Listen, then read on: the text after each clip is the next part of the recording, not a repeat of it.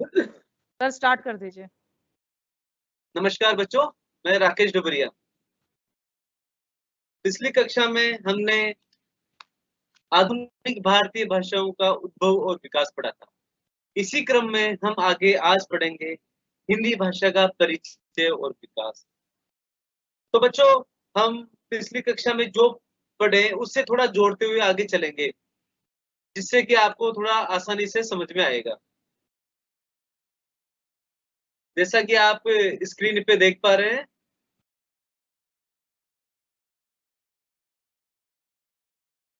हिंदी भाषा की पूर्व पीठिका और उसका उद्भव।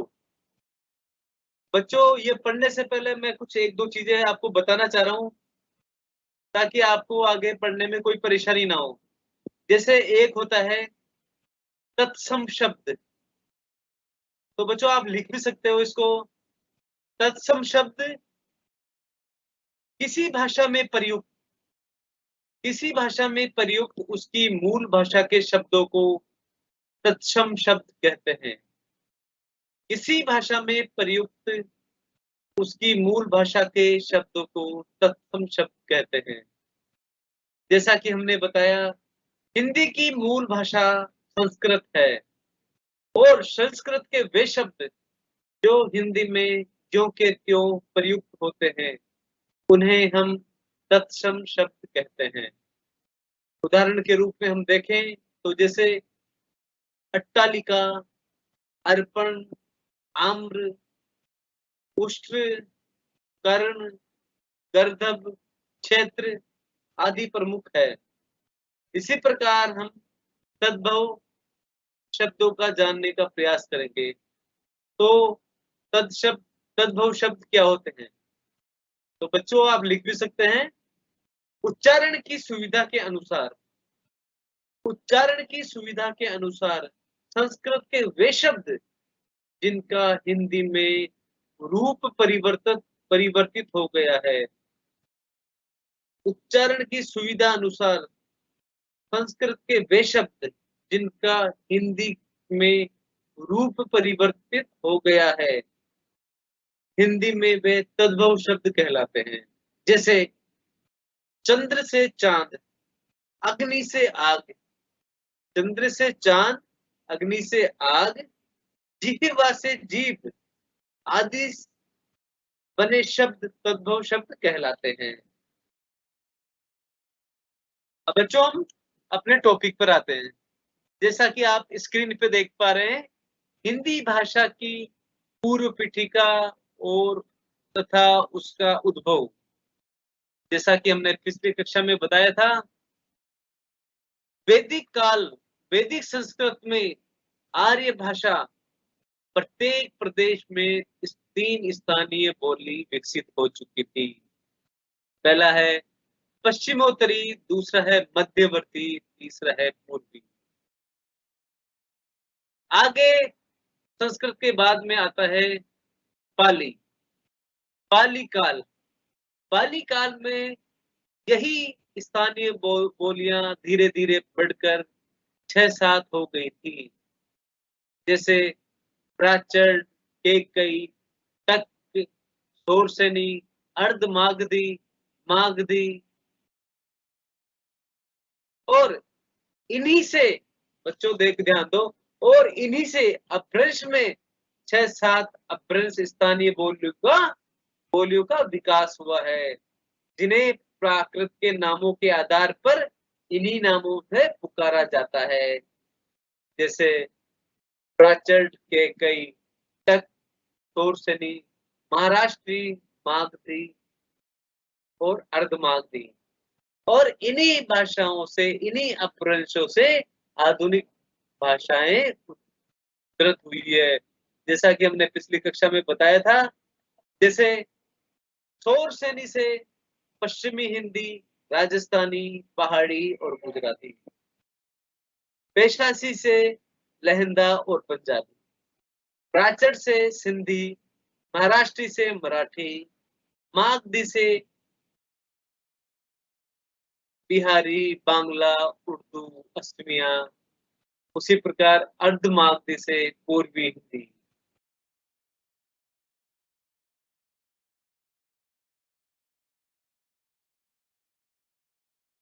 आगे देखते हैं बच्चों, जिस प्रकार हिंदी में जो 5 उपभाषा और बोली समूह, इसमें पश्चिमी हिंदी, पूर्वी हिंदी, राजस्थानी, बिहारी का नाम सामूहिक सामूहिक नाम है। उन्हें हम वह शोरशनी, अर्धमागधी और मागधी अपभ्रंश से 1000 ईस्वी के आसपास विद्यमान थी। यहाँ ये बात संकेत करने लायक है कि इसके बाद इसके कुछ रूप पाली में भी मिलने लगे थे और यह संख्या प्राकृत में बढ़कर और भी ज्यादा हो गई। प्राकृत के बाद आता है अपभ्रंश और अपभ्रंश में भी इसकी वृद्धि होती गई। कुल मिलाकर हम देखें तो इनका प्रतिशत फिर भी कम था,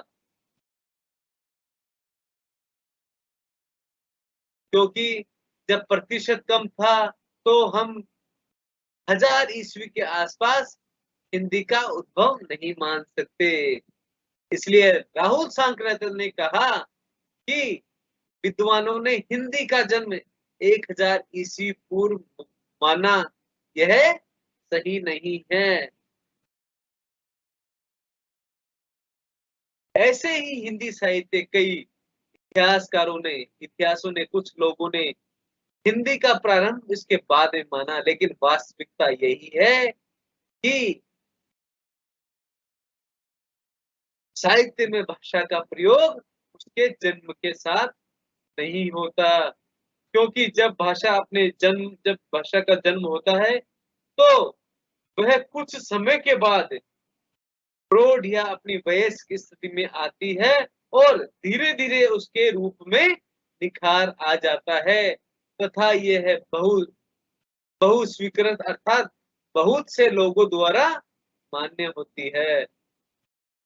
तथा जब यह बहुत से लोगों द्वारा मान्य होने लगती है तो तभी साहित्यकार उसमें अपनी रचनाएं लिखता है, अभिव्यक्त करता है।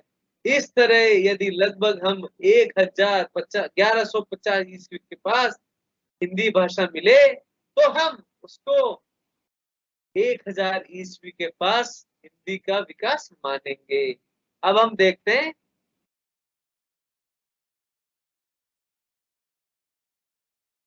इसका विकास और इतिहास। हिंदी भाषा 1000 ईस्वी से जन्म लेकर 1000 वर्षों की हो गई, जिसके उसके इन 1000 वर्षों के इतिहास को हम 3 भागों में बांट सकते हैं: आदिकाल, मध्यकाल और आधुनिक काल। अगर हम आदिकाल की बात करें तो इसका समय 1000 ईस्वी से 1500 ईस्वी मान सकते हैं।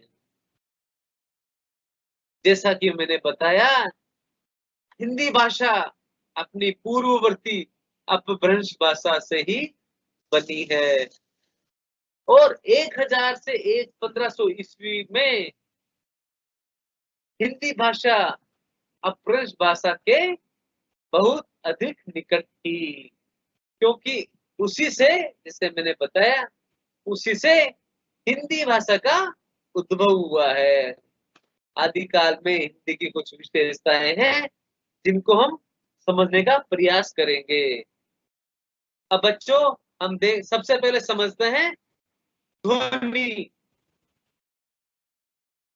आजकल की हिंदी में मुख्यतः उन्हीं स्वरों का प्रयोग मिलता है जो अपभ्रंश में प्रयुक्त होती है, लेकिन इनमें कुछ अंतर हमें देखने को मिलता है।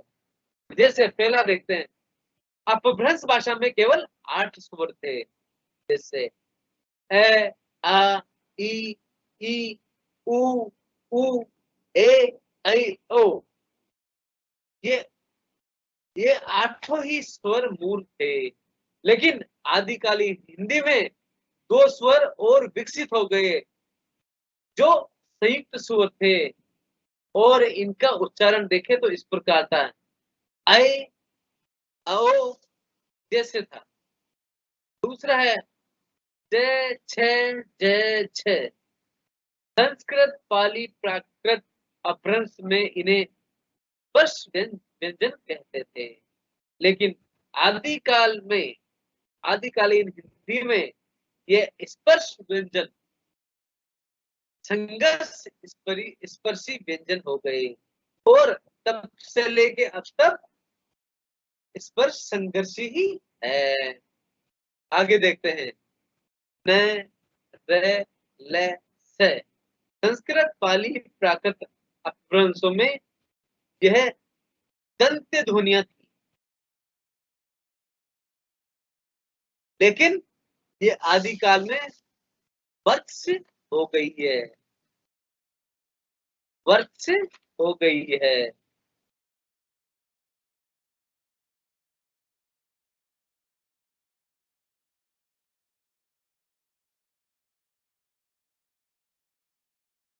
जैसा बच्चों बताया,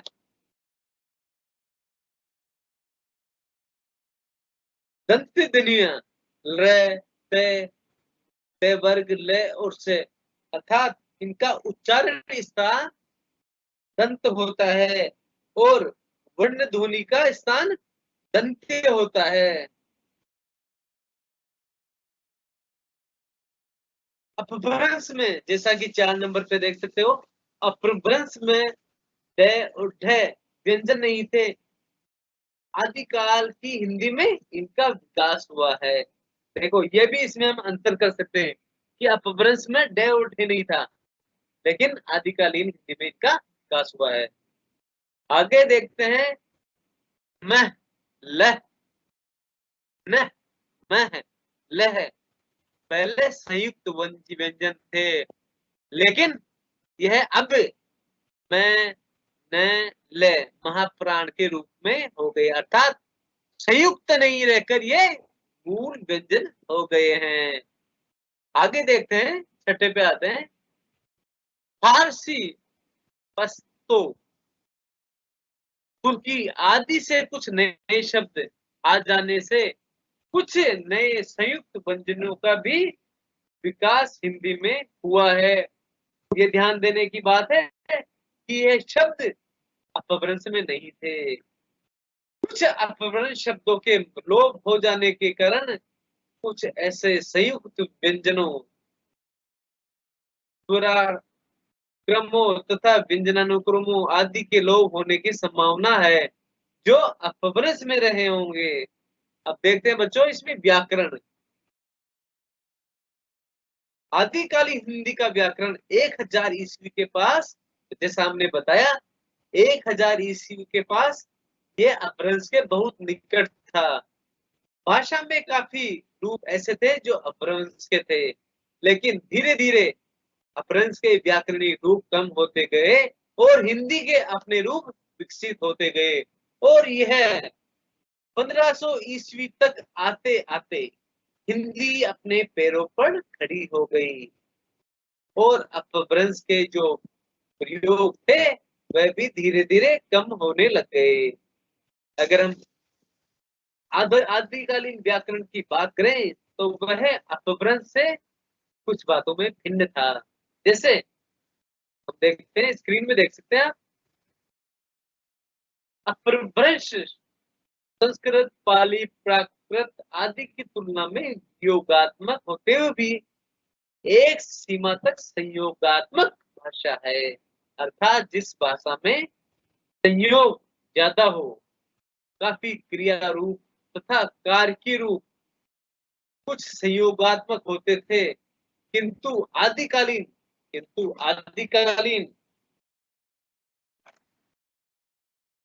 अपभ्रंश के व्याकरणिक रूप कम होते गए और हिंदी अपने रूप में विकसित होती गई, और 1500 ईस्वी तक आते आते हिंदी अपने पैरों पर खड़ी हो गई, जैसा मैंने बताया था। लेकिन आदिकालीन हिंदी में वियोगात्मक रूपों का प्राधान्य हो चला था, वियोगात्मक रूपों का प्राधान्य हो चला था। सहायक क्रियाओं तथा परसर्गों का प्रयोग काफी होने लगा था और हिंदी धीरे धीरे आदिकालीन हिंदी इसमें संयोगात्मक रूप कम होते गए और उनका स्थान योगात्मक रूप लेता गया।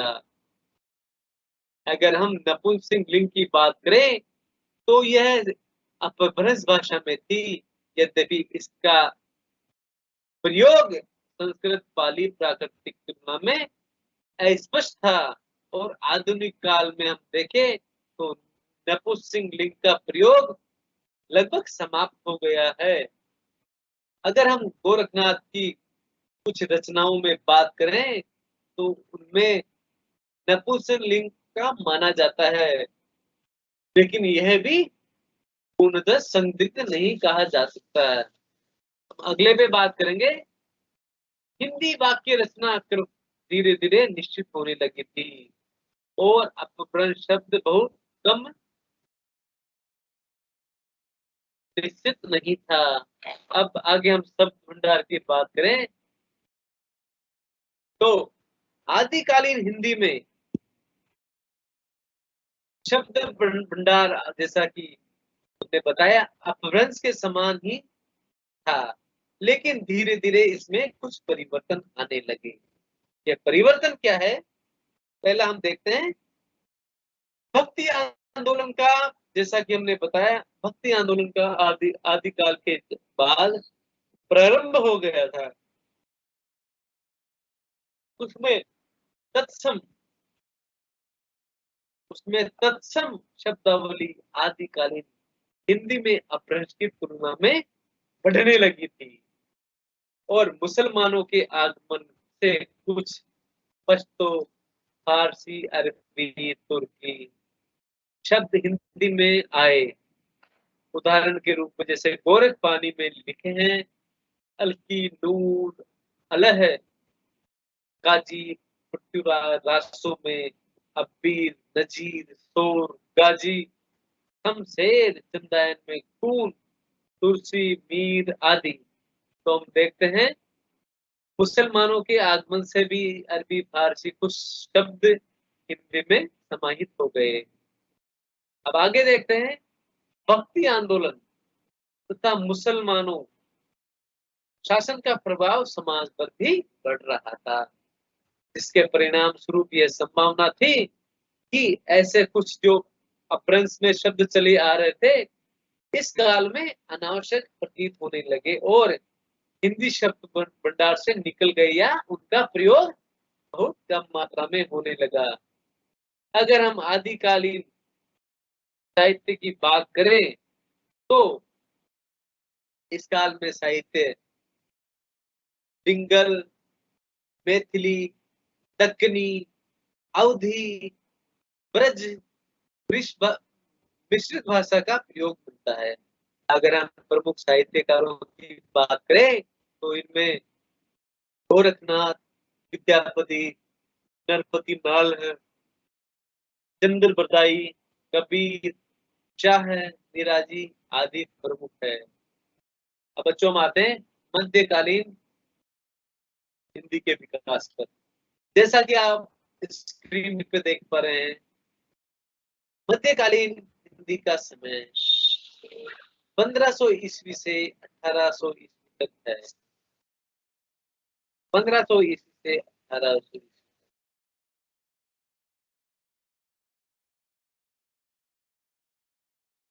अगर हम ध्वनि की बात करें तो इस काल में आकर ध्वनि और शब्द भंडार में काफी परिवर्तन हुआ, जिसमें से दो तीन बातें देखने लायक, जैसा कि हम स्क्रीन पे देख पा रहे हैं। पहला नंबर है फारसी की शिक्षा। जैसा कि उस समय दरबारी काव्य था जिसमें दरबारों में फारसी की शिक्षा तथा फारसी का प्रयोग उच्च वर्ग तथा नौकरी पेशा वर्ग के लोग करने लगे थे। जैसा कि मैंने बताया उस समय शासन मुगलों के पास था और वह अपने दरबार में फारसी भाषा का प्रयोग करते थे। उस समय कुछ पढ़े लिखे लोग भी फारसी को पढ़ना, समझना, उसका अध्ययन करना अपने आप में गर्व महसूस करते थे, जिसके कारण हिंदी में तुर्की, अरबी, फारसी के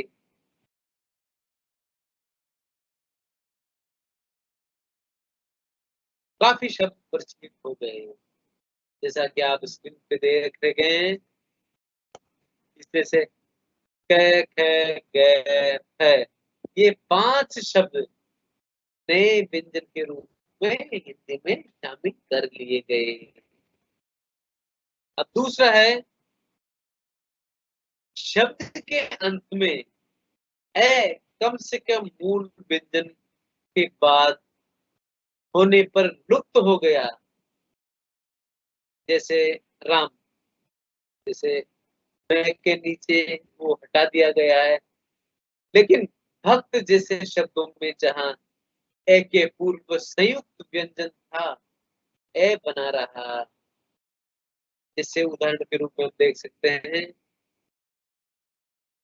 जप्ता अब उच्चारण में जुप्ता हो गया। जप्ता उच्चारण में जुप्ता हो गया। ए के पहले का ए कुछ परिस्थितियों में ए जैसा उच्चारित होने लगा। पांडुलिपियों में भी ऐसे ए के स्थान पर ए के प्रयोग से इस बात का अनुमान लगता है। व्याकरण के क्षेत्र में भी मुख्यतः 3 बातें देखनी है, जैसा कि स्क्रीन पे देख पा रहे हैं। मध्यकाल में हिंदी अपने आप पर पूरी तरह से खड़ी हो गई थी। अपभ्रंश के रूप हिंदी से निकाल दिए गए और कुछ बचे हुए शब्द से उन्होंने हिंदी ने अपने अपने में आत्मसात कर लिया। भाषा आदिकालीन भाषा की तुलना में और भी योगात्मक हो गई।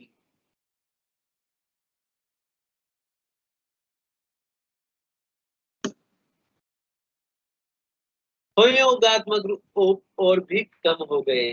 परसर्गों और सहायक क्रियाओं का प्रयोग भी बढ़ने लगा। जैसा कि मैंने बताया, उच्च वर्ग में फारसी का प्रचार होने के कारण हिंदी की वाक्य रचना में फारसी वाक्य रचना प्रभावित होने लगी। उदाहरण के रूप में हम प्रारंभिक परंपरा के में सूर का उदाहरण देख सकते हैं। उन्होंने कहा, इंद्र कहो मम करो सहाय। यहाँ की का प्रयोग नहीं है, किंतु बाद में फारसी में की शब्द के प्रयोग होने से वाक्य बनने लगे। जैसे राम प्रसाद निरंजनी के भाषा योग वशिष्ठ में 1941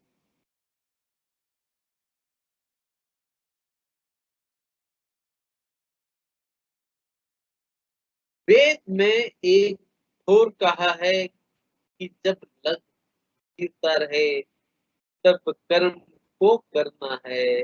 अर्थात यहाँ भी फारसी के कुछ शब्द हमें देखने को मिलते हैं। अब हम शब्द भंडार की बात करें। इस काल में आते आते काफी शब्द फारसी, जिनकी संख्या स्क्रीन पे हम 3500 दिख रही है, अरबी, पश्तो,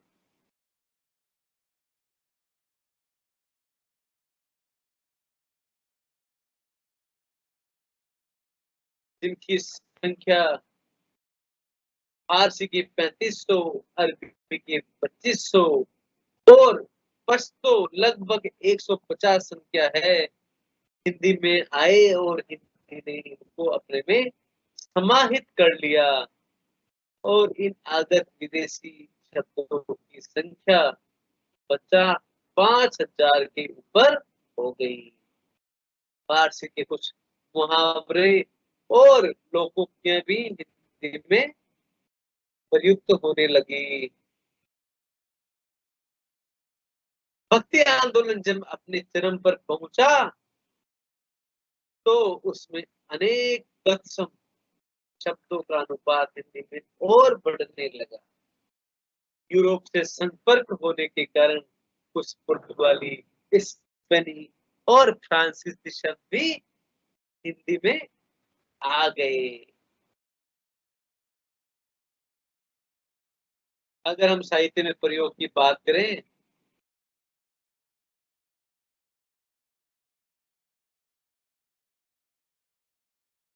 तो इस काल में धर्म की प्रधानता के कारण राम स्थान की भाषा अवधी और कृष्ण की भाषा कृष्ण जन्म स्थान की भाषा ब्रज में विशेष रूप से साहित्य रचना हुई। यो तो दक्षिणी डिंगल, मैथिली और खड़ी बोली में भी साहित्य रचना हुई। इस काल में प्रमुख साहित्यकार जायसी, तुलसी, बिहारी भूषण देव, बुरहानुद्दीन नुसरती, कुली कुबुत शाह वजही व बली आदि प्रमुख थे। अब बच्चों हम देखते हैं आधुनिक काल में हिंदी भाषा का विकास किस प्रकार हुआ।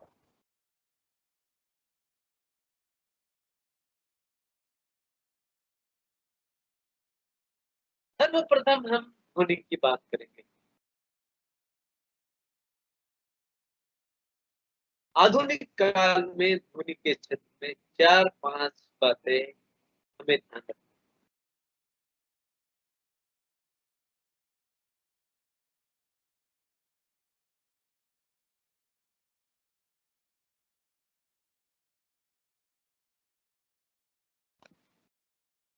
आधुनिक काल में शिक्षा के व्यापक प्रचार प्रसार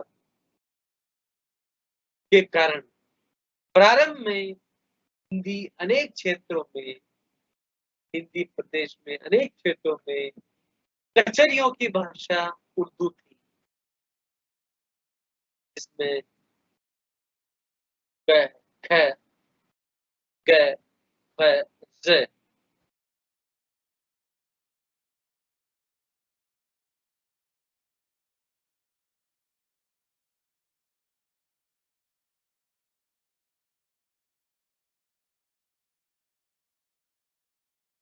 जैसा कि आप स्क्रीन पे देख रहे हैं, कचरियों की भाषा उर्दू होने के कारण क, ख, ज,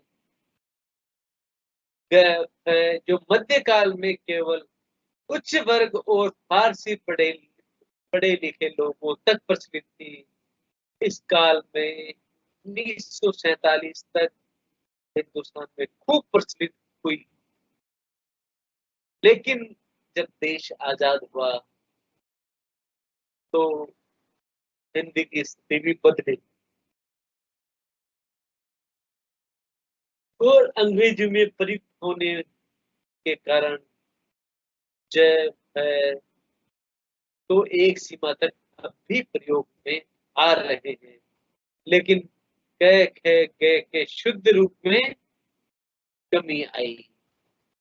नई पीढ़ी कुछ अपवादों को छोड़कर इनके स्थान पर प्राय क ख ग बोलने लगे। हाँ, हिंदी की उर्दू शैली में इन पांचों का उच्चारण ठीक उच्चारण होता है।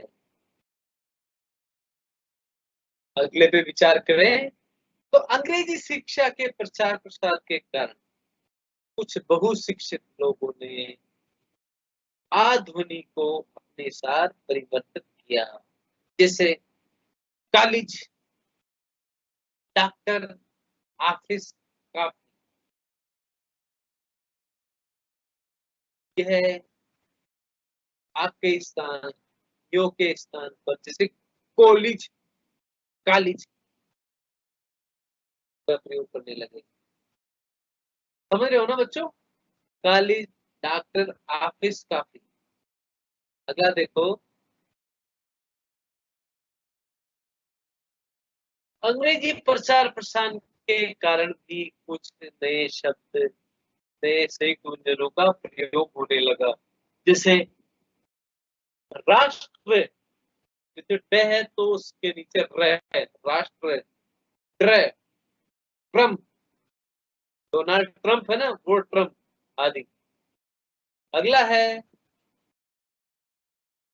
स्वरों में ए और ओ, हिंदी में आदिकाल में आए थे और उस समय इनका उच्चारण ऐ, औ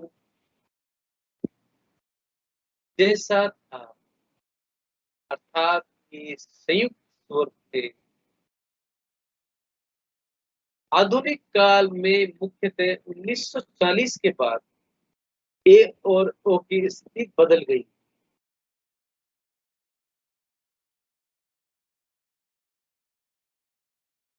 इस संबंध में भी 3 बातें महत्वपूर्ण। पश्चिमी हिंदी क्षेत्र में ये स्वर सामान्यतः मूल स्वर में उच्चारित होते हैं। पूर्वी हिंदी में अब भी ये ऐ, आओ, ऐ, औ रूप में संयुक्त स्वर के रूप में हो रहे हैं। अगला है, तीसरा है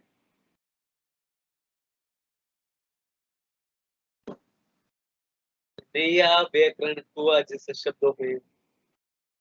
पश्चिमी हिंदी और पूर्वी हिंदी दोनों ही हिंदी क्षेत्र में ए ओ का उच्चारण क्रमशः सर्व ऐ औ रूप में अर्थात संस्कृत उच्चारण में समान होता है।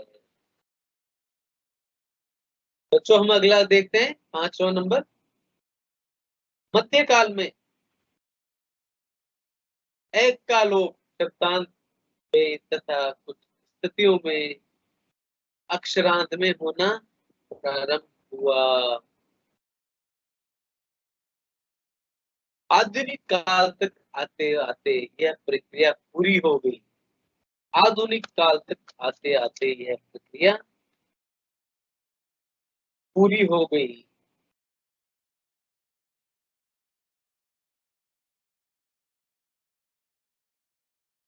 अब हिंदी में अब हिंदी में उच्चारण में कोई भी अकारांतक शब्द नहीं है। वह ध्वनि तथा मध्यकाल में कुछ अपवादों को छोड़कर प्राय व्योष्ट रूप में उच्चारित होती थी। अब वह कुछ अपवादों को छोड़कर हिंदी में काफी शब्दों में दंड औष्ठव रूप में उच्चारित होती है। अर्थात जिस ध्वनियों को प्रयोग में दंत, दांत और होठों का प्रयोग हो।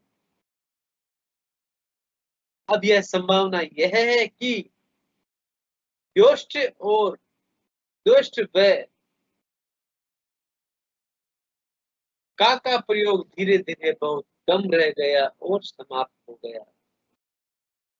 अगर हम इसके व्याकरण की बात करें,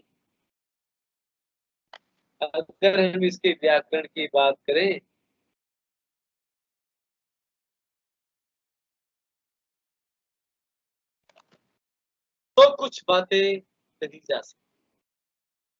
आदिकाल में हिंदी की विभिन्न बोलियों के व्याकरण अस्तित्व का प्रारंभ हो गया, लेकिन काफी व्याकरणिक रूप ऐसे थे जो आसपास के क्षेत्रों में भी समान रूप से प्रयुक्त हो रहे थे।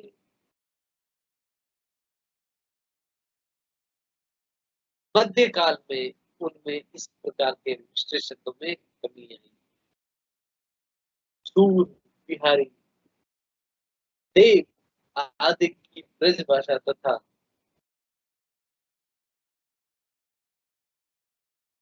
जायसी तुलसी आदि की अवधि इस बात का प्रमाण है कि आधुनिक काल तक आते आते ब्रज अवधि भोजपुरी मैथिली के कई व्याकरणिक अस्तित्व में आए और स्वतंत्र हो गए और इन्हें बड़ी सरलता से भाषा की संज्ञा दी जा सकती है।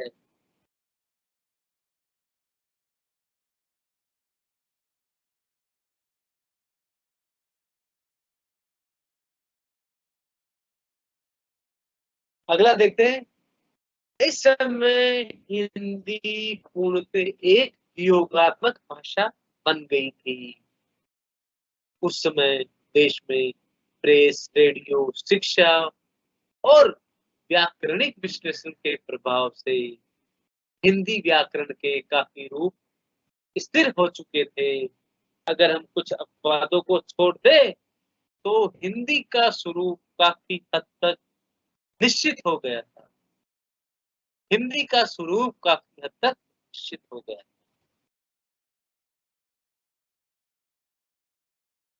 इसमें इस स्थिरीकरण में इस हिंदी शब्दों के स्थिरता में मुख्यतः महावीर प्रसाद द्विवेदी का बड़ा महत्वपूर्ण योगदान। महावीर प्रसाद द्विवेदी का बड़ा महत्वपूर्ण योगदान।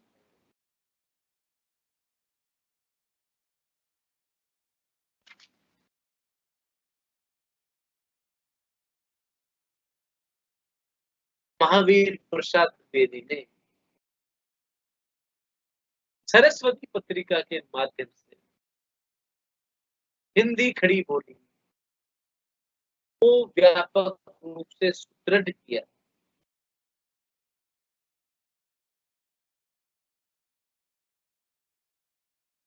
महावीर प्रसाद द्विवेदी ने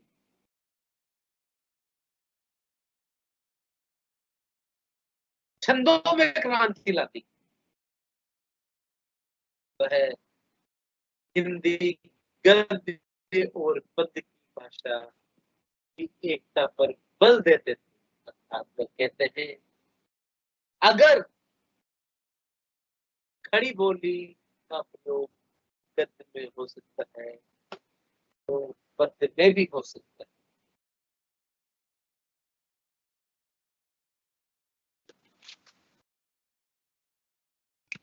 अगला हम देखते हैं 4 नंबर पे।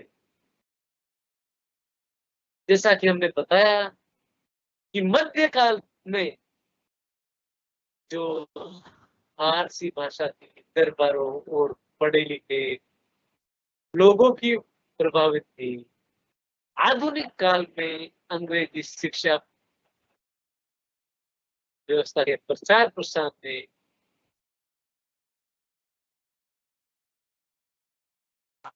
आधुनिक काल में फारसी का प्रयोग अंग्रेजी की तुलना में काफी कम मात्रा में हुआ। साथ ही समाचार पत्रों, रेडियो तथा सरकारी कामों में प्रयोग के कारण ही अंग्रेजी हमारे बहुत निकट आ गई। इसका परिणाम यह हुआ कि हिंदी भाषा वाक्य रचना, मुहावरे और लोकोक्तियों के क्षेत्र में अंग्रेजी से बहुत अधिक प्रभावित होने लगी। अब हम इधर से कुछ वर्षों की बात करें तो कुछ वर्षों से जैसे कीजिए का हिंदी में करिए हो गया, कीजिए का हिंदी में करिए हो गया, मुझे के लिए मेरे को हो गया, मुझसे जैसे मुझसे सा मेरे से हो गया, मुझ में मेरे में हो गया।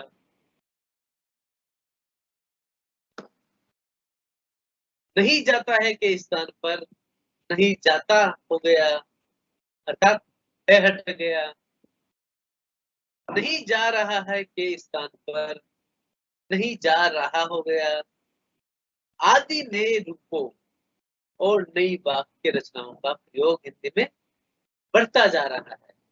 अर्थात हिंदी भाषा रूप रचना और वाक्य रचना दोनों ही क्षेत्रों में परिवर्तित हो गई।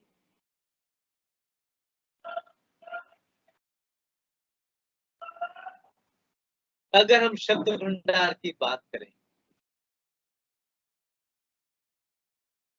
शब्द भंडार की दृष्टि से 1800 के आस अब तक आधुनिक काल में मोटे तौर पर हिंदी को 6-7 छोटे छोटे कालों में विभाजित किया जा सकता है। सन 1800 से 1850 तक हिंदी शब्द रूप मोटे तौर पर वही था जो मध्यकालीन के अंतिम चरण में। केवल यह अंतर ही हमें देखने को मिलता है कि धीरे धीरे अंग्रेजी के शब्द अधिक से अधिक मात्रा में हिंदी भाषा में आते जा रहे हैं, हिंदी भाषा में आते जा रहे हैं।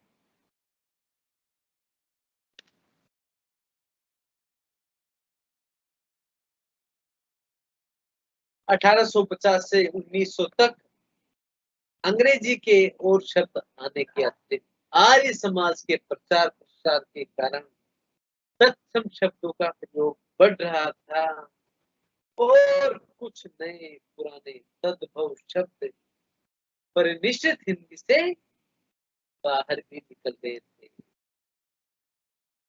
उदाहरण स्वरूप हम देखें तो जैसे इंद्री शब्द है वह निकल गया और इंद्री की जगह इंद्रिय आ गया।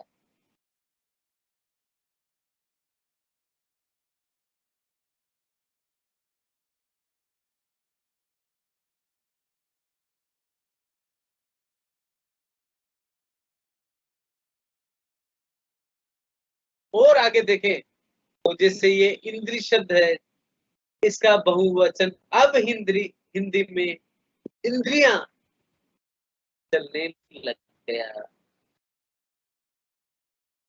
1900 के बाद वैदिक काल और छायावाद काल में अनेक तत्सम शब्दों का प्रयोग भी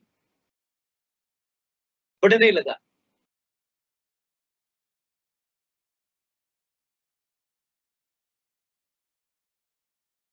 1950 के बाद वैदिक काल और छायावाद के काल में अनेक बढ़ने लगा।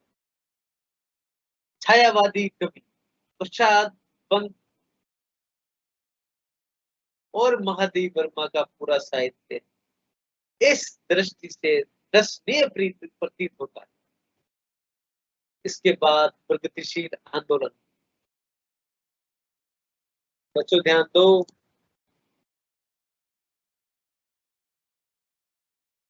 इसके बाद प्रगतिशील आंदोलन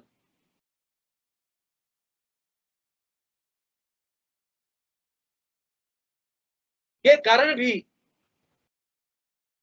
तद्भव शब्दों के प्रयोग में पुनः वृद्धि होने लगी तथा तत्सम शब्दों के प्रयोग में कुछ कमी है। यही स्थिति 1947 के आसपास तक चलती है। 1947 के बाद शब्द भंडार में कई बातें हैं।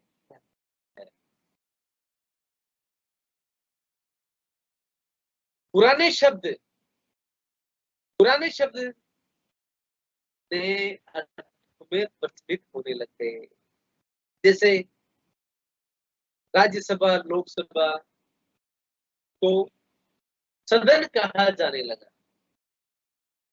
अर्थात राज्यसभा और लोकसभा के लिए सदन शब्द प्रयुक्त होने लगा। अभिव्यक्ति की आजादी के अनुसार अर्थात अभिव्यक्ति की आवश्यकता के अनुसार कुछ नए शब्द जैसे खिलमाना, घुसपैठिया आदि हिंदी में आ गए।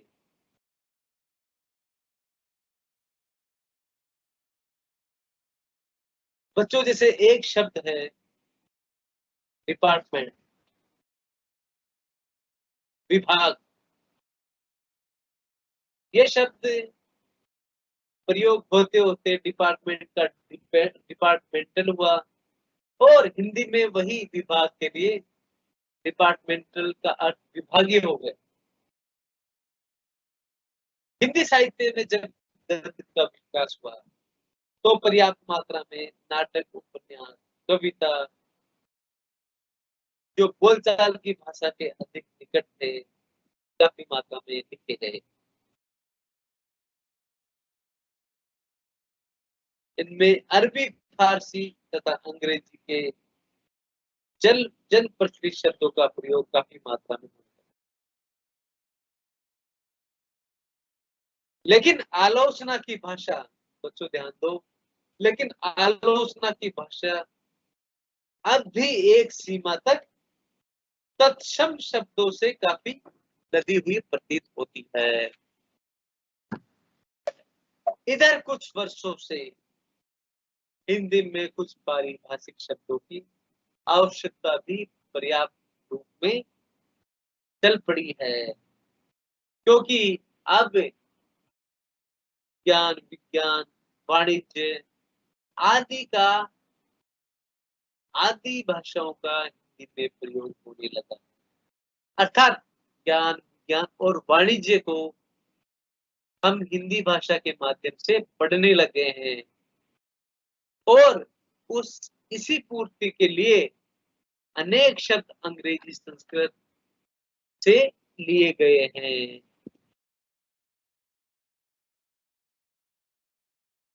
और अनेक नए शब्द भी बनाए गए हैं। स्वतंत्रता के पूर्व हिंदी में मुश्किल से 5,000 पारिभाषिक शब्द थे। बच्चों ध्यान दो कि स्वतंत्रता के पहले हिंदी में मुश्किल से 5-6 पारिभाषिक शब्द ही थे।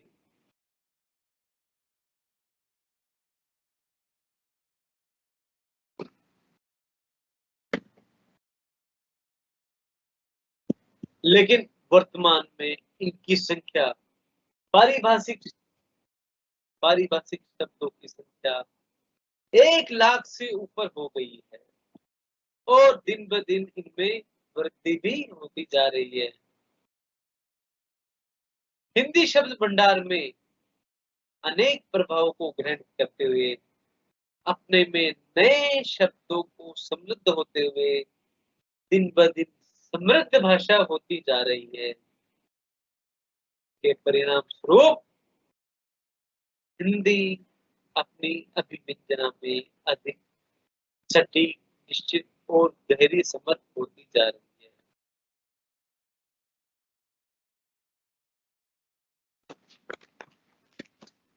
अगर हम आधुनिक हिंदी के साहित्य के प्रयोग की बात करें तो आधुनिक काल राजनीति, ज्ञान, विज्ञान, वैश्वीकरण का काल। अतः भारतीय राजनीति के केंद्र में दिल्ली की भाषा, खड़ी बोली हिंदी, ब्रज भाषा, अवधी आदि को पीछे छोड़कर हिंदी भाषा क्षेत्र में खड़ी बोली हिंदी एकमात्र अभिव्यक्ति का माध्यम बन गई। अगर अन्य बोलियों में लिखा जा रहा है तो वह अपवाद स्वरूप मान सकते हैं। जैसे राजनीति में जब बात होती है, जैसे हरियाणा हरियाणा की मान लो, तो वहां का जो स्थानीय राजनेता है अपने लोगों पर अपना प्रभाव ज्यादा डालने के लिए हिंदी की बजाय हरियाणवी भाषा का प्रयोग करते हैं, हरियाणवी बोली का प्रयोग करते हैं। उसी प्रकार राजस्थान में देख सकते हैं। इसी प्रकार बिहार, यूपी, गुजरात आदि में भी हम देख सकते हैं। और यही खड़ी बोली हमारी राजभाषा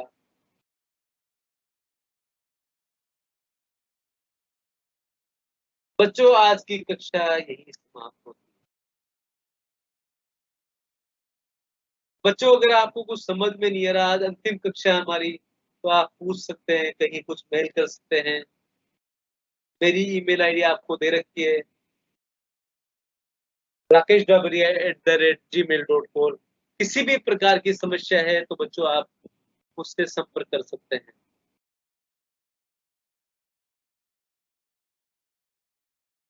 अगर हम कुछ महत्वपूर्ण प्रश्नों की बात करें तो बच्चों आप नोट कर सकते हैं।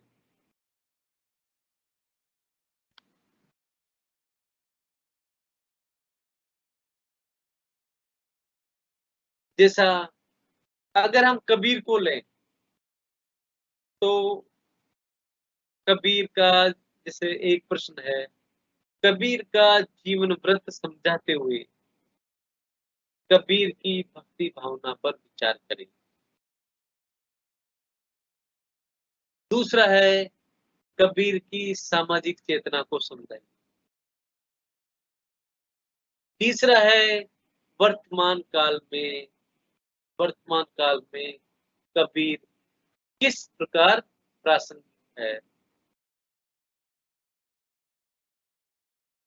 अगर हम तुलसी की बात करें तो तुलसीदास के कुछ प्रश्न है, जैसे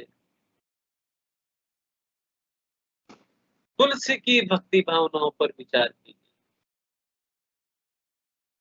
तुलसी काव्य कला के भाव पक्ष और कला पक्ष पर विचार कीजिए। रामचरितमानस के केवट प्रसंग का प्रतिपाद्य क्या है।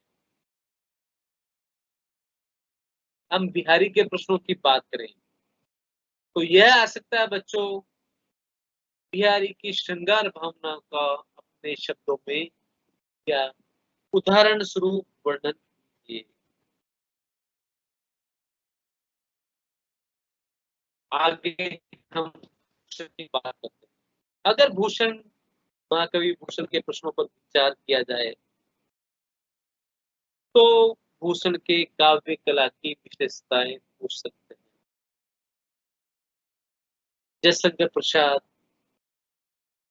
जयशंकर प्रसाद छायावादी कवि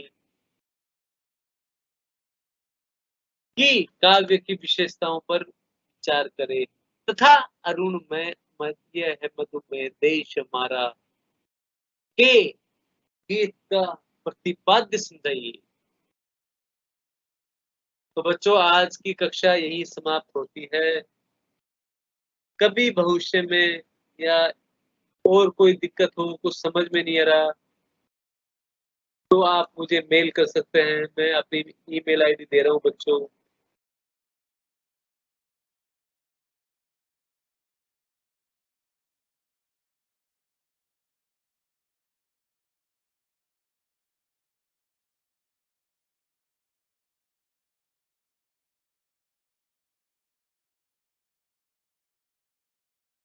ठीक है बच्चों, नमस्कार, शुभकामनाएं आपको आगामी परीक्षा के लिए।